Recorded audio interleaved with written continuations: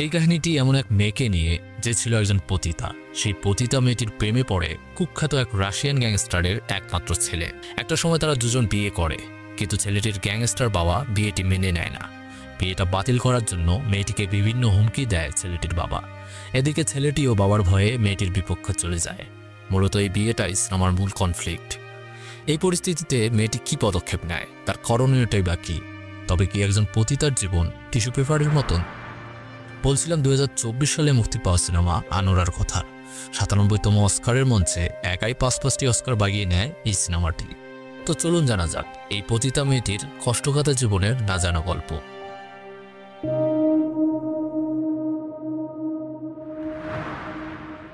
সিনেমার শুরুতে আমরা আনোরা নামের এক মেয়েকে দেখতে পাই। সে ব্রুকলিনে তার বোনের সঙ্গে থাকে।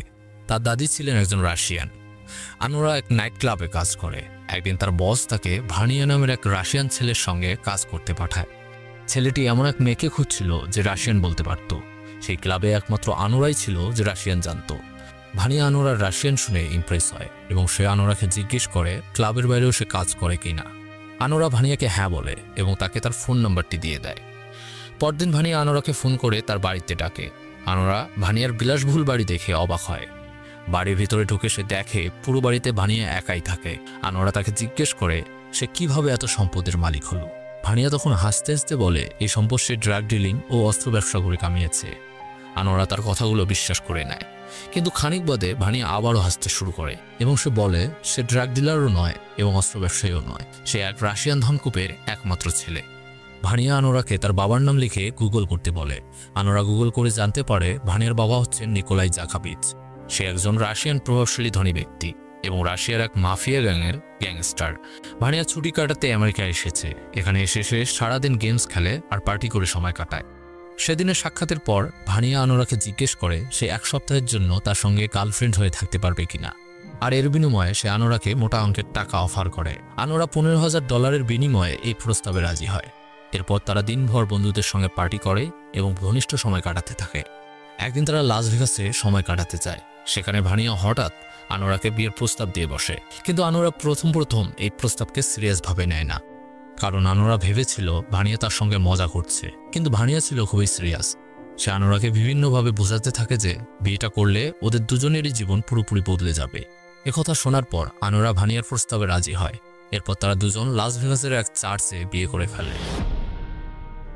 এদিকে বিয়ের মাত্র কয়েক ঘন্টার মধ্যেই এই খবর পুরো দুনিয়ায় ভাইরাল হয়ে যায় যে ভানিয়া এক পতিতা মেয়েকে বিয়ে করেছে।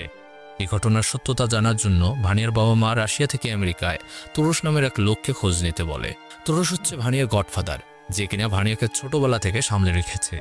তুরস্কের নিউ ইয়র্কে আসতে সময় লাগায়। সে আসার আগেই গার্নিক আর ইগোর নামের দুজনকে পাঠিয়ে দেয় ভানিয়ার বাড়িতে। যখন তারা দুজন ভানিয়ার বাড়িতে এসে পৌঁছায়, তারা ভেতরে ঢোকার চেষ্টা করলে ভানিয়া তাদের ভিতরে ঢুকতে দেয় না, কিন্তু তারা জোরপূর্বক ভিতরে ঢুকে পড়ে। ভানিয়া বারবার তাদের চলে যেতে বলে, কিন্তু তারা ভানিয়ার কোনো কথাই শোনে না। তারা বলে যতক্ষণ তুরস্ক এখানে আসছে না ততক্ষণ আমরা এখান থেকে কোথাও যাচ্ছি না এবং তোমাদেরকেও কোথাও যেতে দিচ্ছি না। আর তোমার বাবা মা ইতিমধ্যে প্রাইভেট জেটে আমেরিকার উদ্দেশ্যে রওনা দিয়েছে। এসব শুনে ভানিয়া অনেক ভয় পেয়ে যায় এবং সে ওই দুজনকে ফাঁকি দিয়ে বাড়ি থেকে পালিয়ে যায়। ভানিয়া পালিয়ে গেলেও তারা আনোরাকে আটকে রাখে। এদিকে তুরস্ক এসে গার্নিক ও ইগোরকে জিজ্ঞেস করে ভানিয়া কোথায়। ওরা বলে ভানিয়া পালিয়েছে, কিন্তু মেয়েটিকে আটকে রাখা হয়েছে। তুরস্ক ওদের দুজনকে বলে মেয়েটিকে পালাতে দেওয়া যাবে না, ওর মাধ্যমেই ভানিয়াকে খুঁজে বের করতে হবে। আনোরা এসব শুনে তুরস্ককে বলে আমাকে আটকে রাখতে চাইছো কেন? আমি ভানিয়ার বৈধ স্ত্রী, আমাদের বিয়ের লিগ্যাল পেপারও আছে। তখন তুরস্ক বলে তুমি ভানিয়াকে যেরকমটা ভাবছো ও ওরকমটা নয়, ও হচ্ছে বড়লোক বাবার বিগড়ে যাওয়া ছেলে। এই ঘটনা ও এবারই প্রথম ঘটায়নি, তুমি ওকে সামান্য কদিন থেকেই চেনো, আর আমি সেই ছোট্ট থেকে ওকে চিনি। এজন্য একটু বোঝার চেষ্টা করো, এই বিয়েটা হচ্ছে ওর কাছে ছেলে খেলা। অতএব তুমি আমার কথা মন দিয়ে শোনো, এই বিয়েটা বাতিল করো, এটাই তোমার জন্য ভালো হবে। আনোরা তুরস্কের কথাগুলো শুনে শান্ত হয়। এসবের পর তারা চারজন মিলে ভানিয়াকে খুঁজতে বের হয়। তারা ভানিয়াকে সব জায়গাতেই খুঁজতে থাকে, যেখানে যেখানে সে থাকতে পারে, কিন্তু কেউই তার খবর দিতে পারে না। যখন তারা ভানিয়াকে খুঁজতে খুঁজতে হতাশ হয়ে পড়ে, ঠিক তখনই আনোরার ফোনে তার ফ্রেন্ডের মেসেজ আসে যে ভানিয়া এখন নাইট ক্লাবে রয়েছে। এরপর তারা চারজনই তাকে আনতে নাইট ক্লাবে যায়।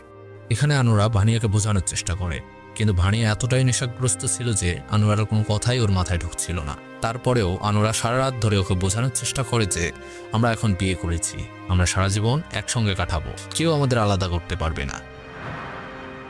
পরদিন ভানিয়ার বাবা মা আমেরিকায় এসে পৌঁছায়। ভানিয়ার বাবা শান্ত প্রকৃতির হলেও ওর মা ছিল খুবই রাগী মহিলা, বলতে গেলে ডাইনি টাইপের। সে ভানিয়াকে অনেক গালিগালাজ করে। হঠাৎ আনোরা খেয়াল করে মায়ের সামনে ভানিয়ার আচরণ পুরোপুরি বদলে গেছে। সে এখন ছোট বাচ্চাদের মতন আচরণ করছে। এসব দেখে আনোরা হতাশ হয়ে পড়ে। এখন তার তুরসের কথাগুলো মনে পড়ে এবং সেগুলোর উপর পুরোপুরি বিশ্বাস জন্মায়। এদিকে ভানিয়ার মা আনোরাকে ডেকে বলে, যদি তুমি এই বিয়েটা নিজে থেকে বাতিল না করো তাহলে তোমার পরিবার, বন্ধুবান্ধব এবং কাছের সব মানুষদের নাম নিশানা মুছে ফেলবো।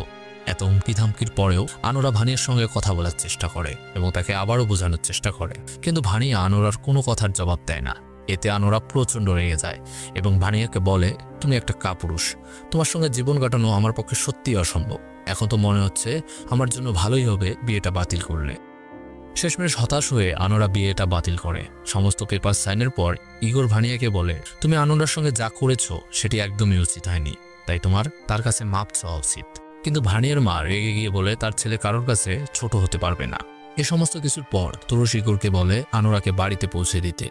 ইগোর প্রথমে আনোরাকে নিউ ইয়র্কে নিয়ে যায়, যাতে আনোরা নিজের জিনিসপত্রগুলো ভানিয়ার বাড়ি থেকে নিতে পারে। সে কারণেই রাতটা ওদের ওখানেই কাটাতে হয়। সারা রাত ইগোর আর আনোরার মধ্যে অনেক কথোপকথন হয়।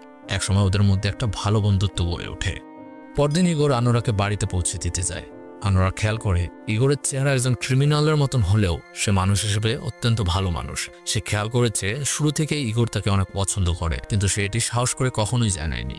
এবার আনোরা ইগোরের চোখের দিকে তাকায়, ইগোরও তার দিকে তাকায়। বেশ কিছুক্ষণ দুজন দুজনের দিকে এক দৃষ্টিতে চেয়ে থাকার পর আনোরা ইগোরকে জড়িয়ে ধরে কান্নায় ভেঙে পড়ে। আর সিনেমাটা এখানেই শেষ হয়।